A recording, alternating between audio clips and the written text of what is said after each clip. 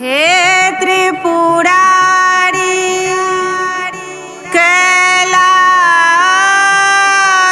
निवासी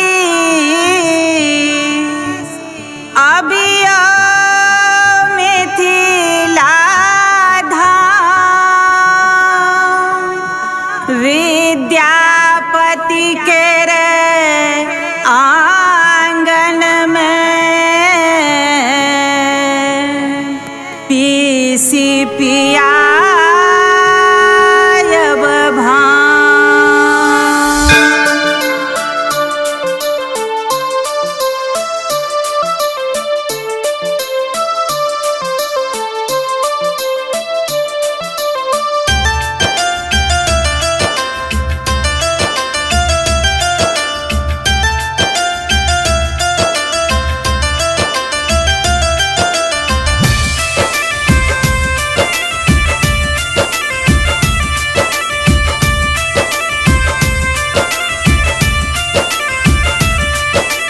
भोला बाबा हे यो भोला बाबा, भोला बाबा हे यो भोला बाबा।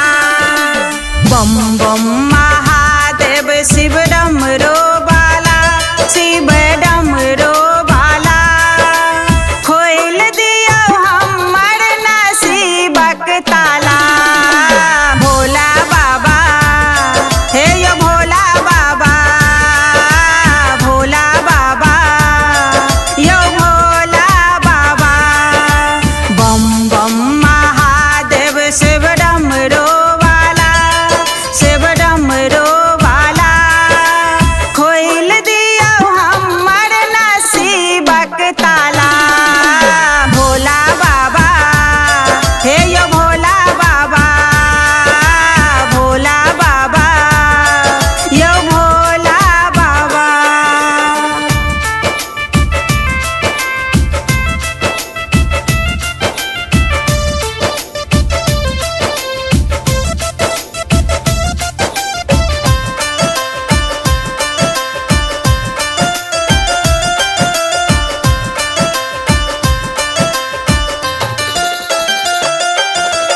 अबियौ ने मिथिला में घूमियौ दरभंगा।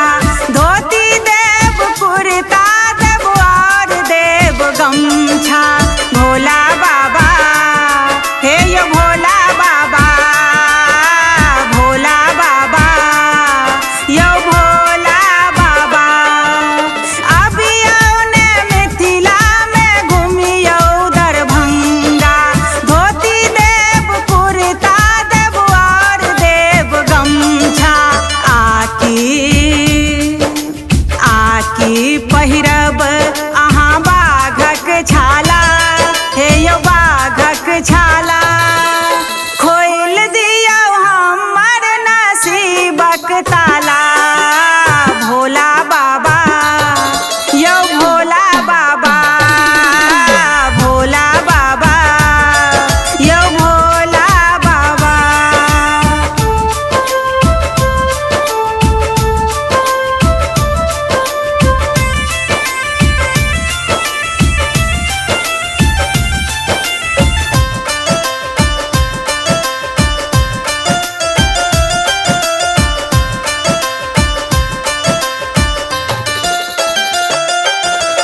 अबियौ ने एक दिन घुमैले सहरसा। कऽ देबै जटा सौ गंगा जल के बरसा। भोला बाबा हे यो भोला बाबा, भोला बाबा यो भोला बाबा। अबियौ ने एक दिन घुमैले सहरसा। कऽ देबै जटा सौ गंगा जल के बरसा। गर्दन